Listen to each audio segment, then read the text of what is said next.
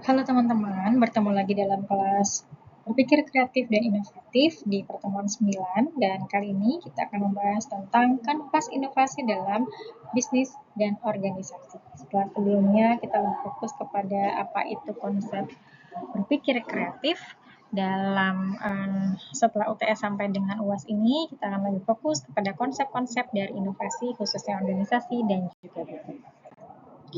Sebelum memulai itu semua, tentunya kita harus mengetahui dahulu konsep atau definisi atau pengertian atau pemahaman dasar mengenai inovasi sendiri. Banyak dari kita yang dalam memahami inovasi itu masih sangat sempit, teman-teman. Inovasi hanya kita artikan sebagai sesuatu yang baru, gitu. Padahal inovasi lebih kepada suatu perubahan secara khusus.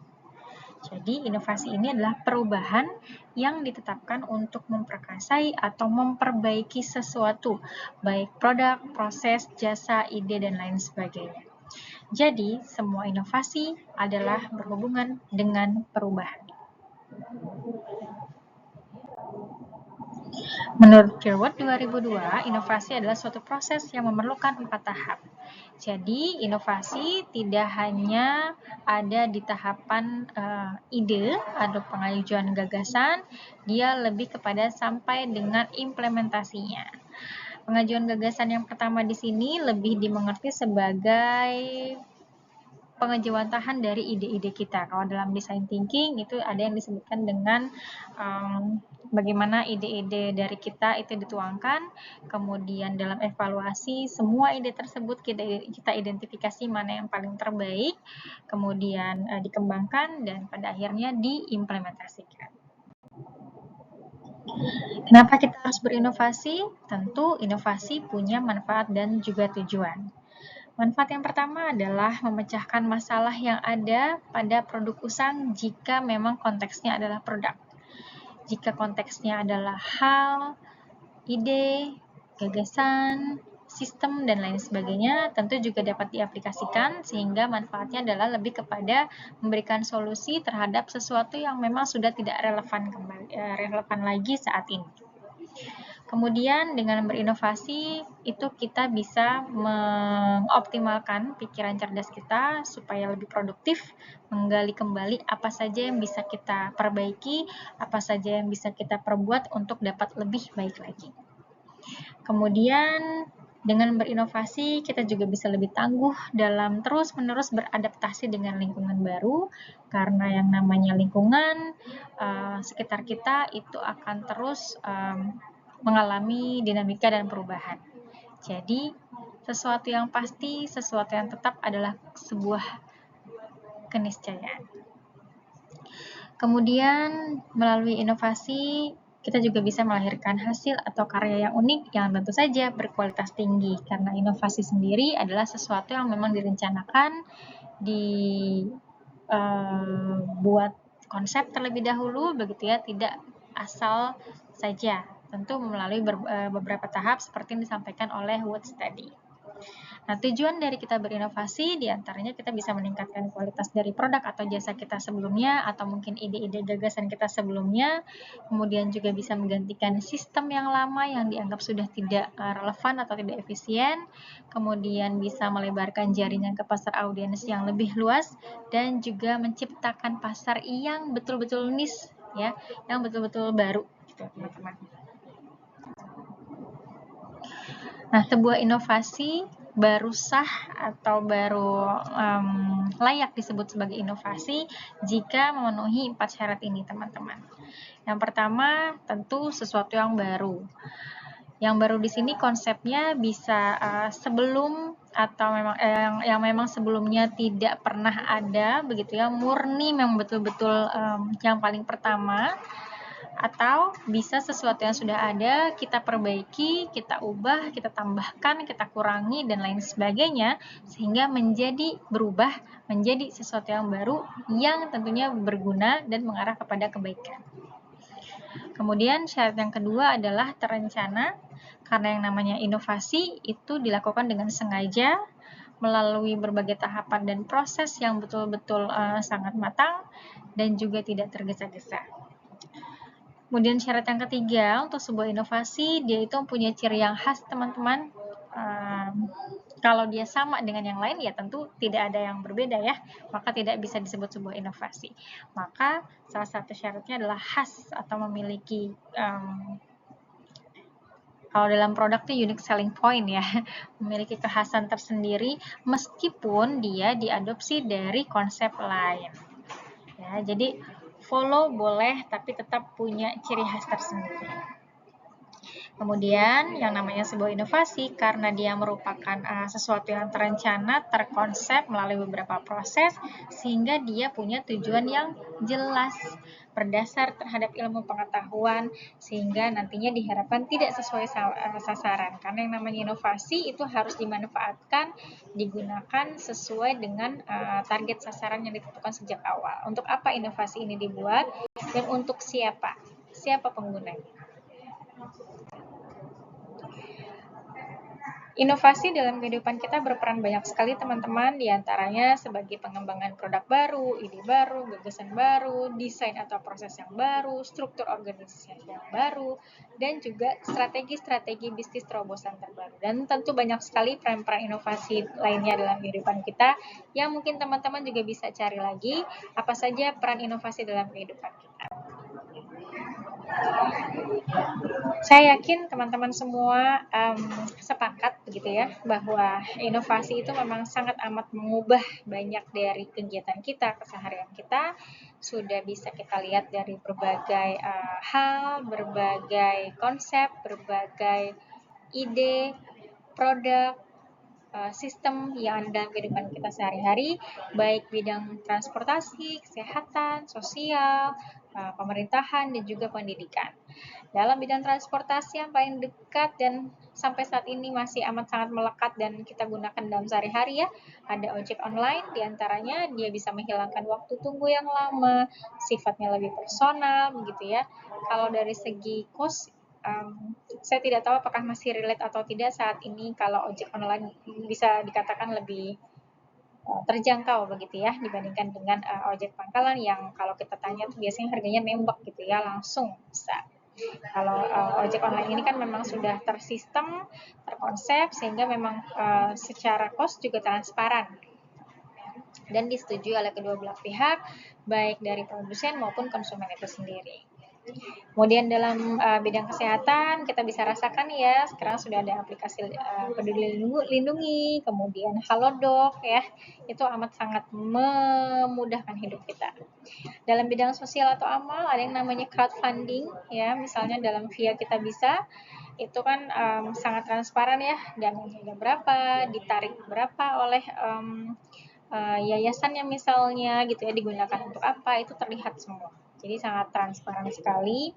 Kemudian dalam bidang pemerintahan, inovasinya di antara lain misalnya NPWP dan SIM online ya, yang memutus rantai birokrasi manual yang dulu tuh amat sangat merepotkan, menakutkan, melalui proses yang sangat panjang gitu ya, tapi dengan kemudahan-kemudahan yang sudah dihadirkan dalam sebuah inovasi, semua jadi lebih ringkas, lebih efektif dan juga efisien.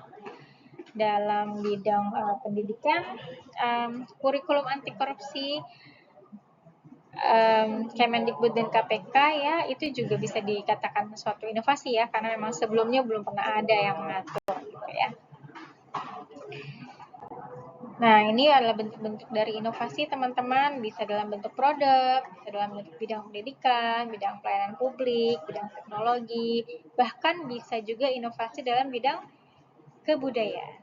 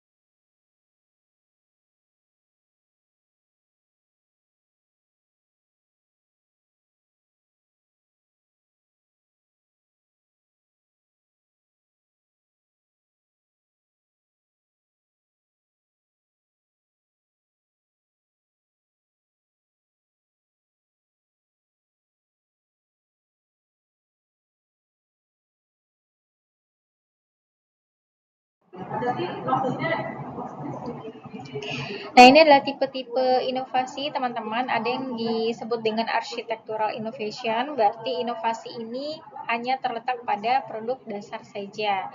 Artinya hanya strukturnya saja yang berubah gitu ya.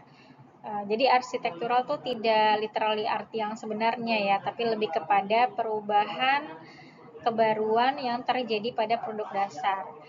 Tapi hanya sekedar perubahan susunan saja. Misalnya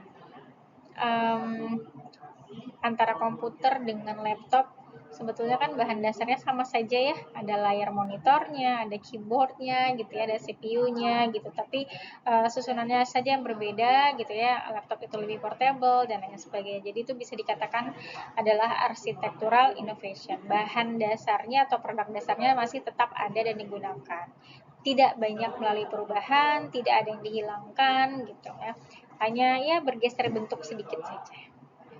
Kemudian ada namanya market niche innovation. Ini lebih kepada perubahan atau sesuatu kebaruan dari produk jasa dan lain sebagainya itu terjadi dan akhirnya karena perubahan itu muncullah pasar baru.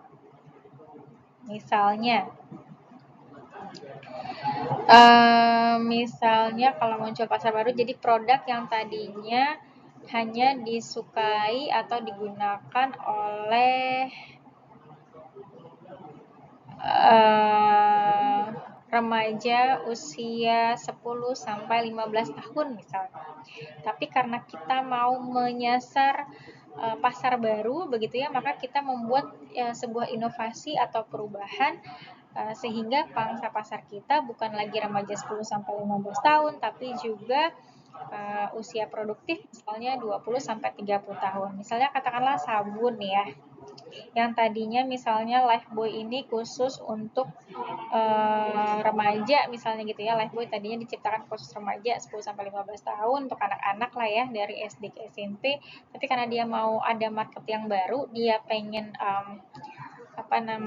dia pengen pekerja dan lain sebagainya ikut pakai Lifebuoy juga, maka diciptakanlah Lifebuoy misalnya dengan varian atau kandungan terbaru yang dimana itu bisa dipakai sama misalnya pekerja usia produktif usia misalnya 20 sampai 30 tahun. Selanjutnya adalah regular innovation. Namanya juga regular ya. Jadi gimana caranya, pokoknya dia entah produk jasa ini setiap tahun, entah 5 tahun sekali atau setiap ada event-event dan momen tertentu, dia terus menciptakan hal-hal yang baru. Tahun depan ada lagi, depannya ada lagi gitu ya. Karena tujuan dia untuk mengadakan perubahan atau kebaruan ini lebih kepada menyesuaikan atau beradaptasi dengan pangsa pasar yang terus berubah.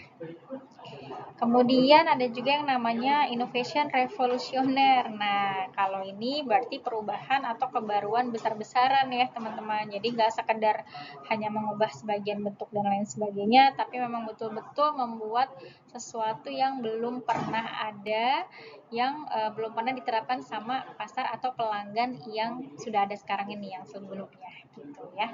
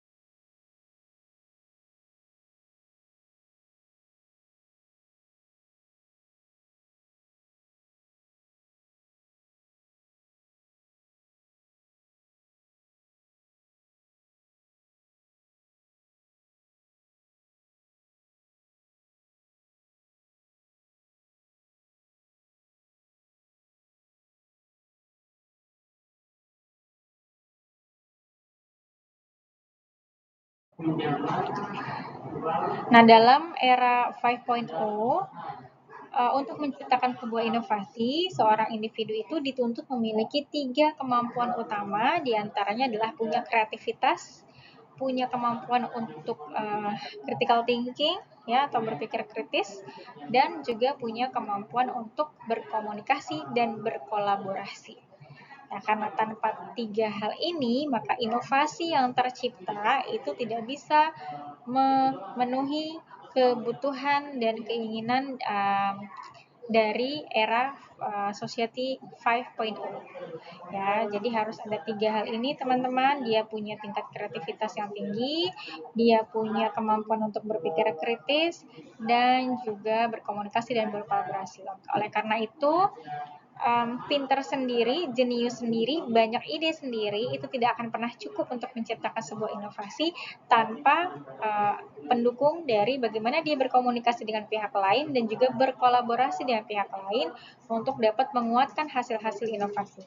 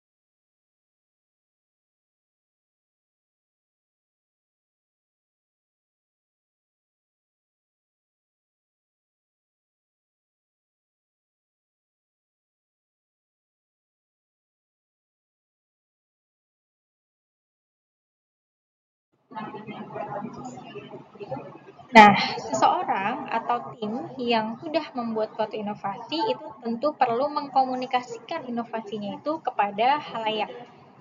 Kenapa? Ya karena dia harus mensosialisasikan gitu ya, bahwa ada sesuatu yang berubah, ada sesuatu yang baru, ada sesuatu yang kita ciptakan yang memang um, bisa nih digunakan gitu ya. Apa itu komunikasi inovasi? Komunikasi inovasi adalah cara kita mencari, menyebarkan, dan menerapkan hal-hal baru kita kepada lingkungan di sekitar kita yang serba cepat ini.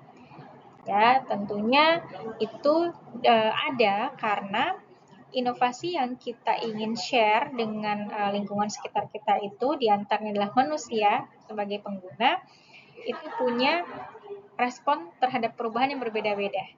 Ya, kadang inovasinya sudah bagus, tapi dianggap tidak berhasil karena tidak dijalankan oleh penggunanya atau masyarakatnya, ya karena beberapa respon si pengguna diantaranya ini.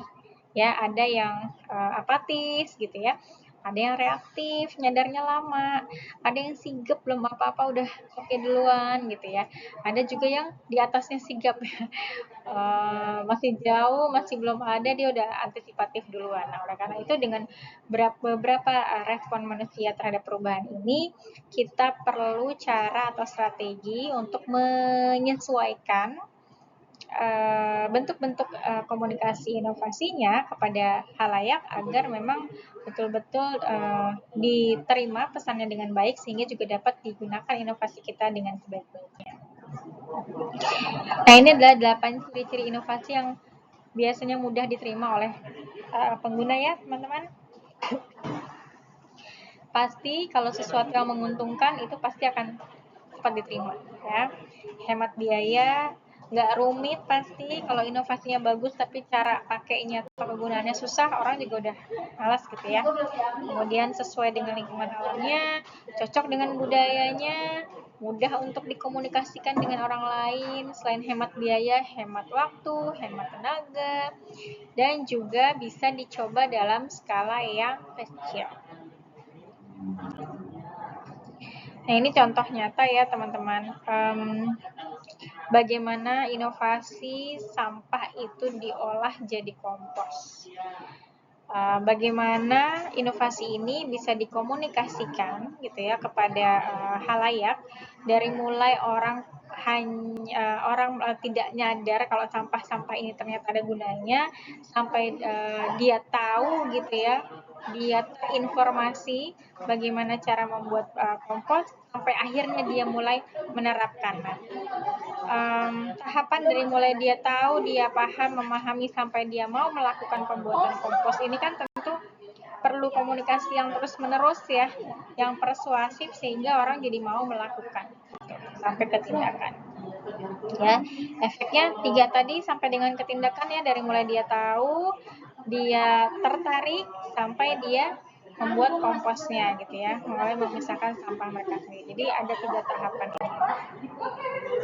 Ini adalah tren-tren teman-teman untuk inovasi yang terjadi di era 5.0, di antaranya tren tentang etika dan keamanan di era AI, kemudian komunikasi asinkron tanpa batas. Hari ini tren-tren inovasinya kayak gitu ya.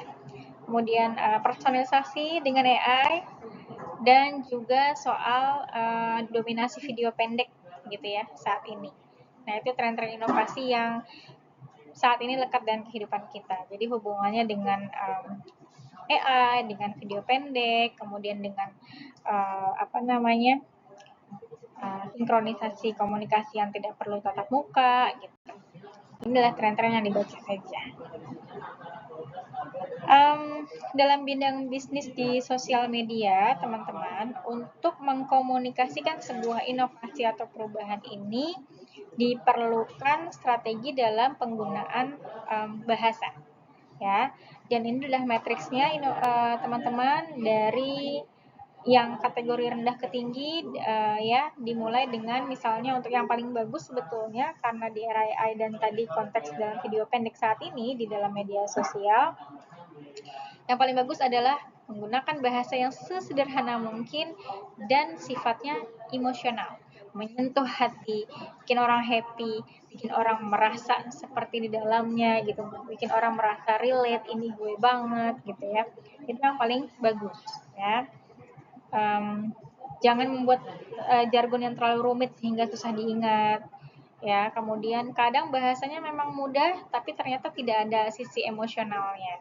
Atau yang paling buruk adalah ketika sudah bahasanya rumit, emosionalnya nggak ada, dan tampilannya membosankan ya. Jadi di era media sosial saat ini tentu komunikasi inovasi ini sangat amat punya kesempatan banyak begitu ya untuk bisa melalui media sosial menjangkau halayak sasaran. Untuk menguasai inovasi, kita harus menguasai 3 hal ini, teman-teman, bahwa kita harus menyadari adanya perubahan, bahwa sejatinya dalam hidup ini perubahan itu sudah pasti, tidak ada sesuatu yang statis, ya, pasti selalu dinamis. Kemudian fokus pada manfaatnya, karena inovasi adalah sesuatu yang memang ada manfaat. Kalau hanya perubahan menjadi sesuatu yang baru terus nggak ada manfaatnya, tidak bisa disebut dengan inovasi. Dan karena kita sudah masuk di era 5.0, maka kita harus menguasai yang namanya ruang digital. Ya, manfaatkan AI, video pendek, dan juga komunikasi asinkron untuk menjangkau audiens kita secara personal. Tentunya dengan inovasi-inovasi dalam dunia bisnis dan organisasi itu dapat meningkatkan efisiensi, membantu perusahaan atau organisasi untuk tetap relevan dalam lingkungan yang terus berubah. Kan harus terus adaptif ya, kalau nggak ketinggalan ya nggak bisa jalan organisasi atau bisnisnya gitu ya. Organisasi dan bisnis juga harus cerdas dalam bagaimana mengidentifikasi mana yang masuk tantangan, mana yang masuk peluang. Ya, sehingga kalau kita sadar diri, kita siapa, kekuatan kita apa, kelemahan kita apa, tantangan apa yang kita hadapi, peluang apa yang kita punya, kita bisa dengan mudah meng-create, merencanakan, mengkonsepkan sebuah inovasi apa yang bisa kita lakukan dan mengkomunikasikan inovasi tersebut terhadap para pengguna. Untuk itu diperlukan sebuah kepemimpinan, kolaborasi dalam tim, ketangkasan dalam beradaptasi cepat terhadap perubahan, dan keberanian dalam mengambil resiko. Ini adalah beberapa bentuk wajah inovasi dalam dunia bisnis tentunya teman-teman ya. Misalnya ada penemuan, barang atau jasa yang belum pernah ada sebelumnya. Bisa juga dalam bentuk pengembangan ya. Jadi produk atau jasa yang udah ada dikembangkan kembali. Bisa juga dengan duplikasi, meniru yang sudah ada tapi ada sentuhan-sentuhan kreatifnya gitu ya. Dan juga memadukan, mengambil beberapa produk jasa yang sudah ada lalu memformulasikan sebuah konsep yang baru. Sehingga inovasi saat ini punya 3 media besar gitu ya yang dia dia jajaki gitu ya untuk penampilan dia sebagai sebuah inovasi, diantaranya dalam bidang teknologi, produk, dan juga pemasaran. Ini inovasi dalam organisasi dan bisnis harus punya 6 hal ini teman-teman, diantaranya tim kreatif dan beragam, kemudian adaptif terhadap teknologi, itu wajib ya, identitas dan branding harus punya, pengalaman pengguna juga tentunya dengan riset, kemudian inovasi yang konstan, jadi terus menerus gimana caranya selalu melakukan perubahan menghasilkan sesuatu yang baru gitu ya, nggak nunggu orang dulu tapi kita duluan yang harus menjadi pionir gitu ya, tentunya di industri kita. Kemudian harus punya jawaban atas kebutuhan pasar. Dampaknya banyak, ini teman-teman tinggal baca saja ya, dan tentu ada banyak beberapa dampak lainnya. Nah, ini udah bentuk-bentuk inovasi dalam bisnis kreatif dalam bidang sektor populer, diantaranya ada studio animasi dan film indie, ada game development yang tentu teman-teman suka pakai ya saat ini kalau yang sedang main game, kemudian ada bidang fashion dan kuliner kreatif, ini banyak sekali ya kalau dalam bidang fashion, baju dari mulai model, bahannya macam-macam tuh ya, dari kulit pisang lah, dari kantong kresek lah gitu. Kemudian kuliner kreatif juga banyak ya. Kemudian ada juga jasa pembuat konten misalnya ya, jasa mendengarkan curhatan, bahkan sekarang ada jasa babysitter yang per jam, dia tidak terikat sama salah satu institusi atau lembaga gitu ya, udah masing-masing dari kita tuh udah bisa menjual dalam tanda kutip diri kita masing-masing gitu ya untuk sebagai pemenuhan kebutuhan dan juga keinginan dari tiap-tiap pengguna. Jadi teman-teman, kalau kreativitas adalah memikirkan hal-hal baru, maka inovasi adalah melakukan hal-hal baru. Pikiran kreatif membutuhkan keterbukaan yang luas, namun inovasi menuntut keteguhan dan dedikasi untuk membawa ide tersebut melewati garis finish menjadi solusi yang nyata. Sampai jumpa di pertemuan berikutnya.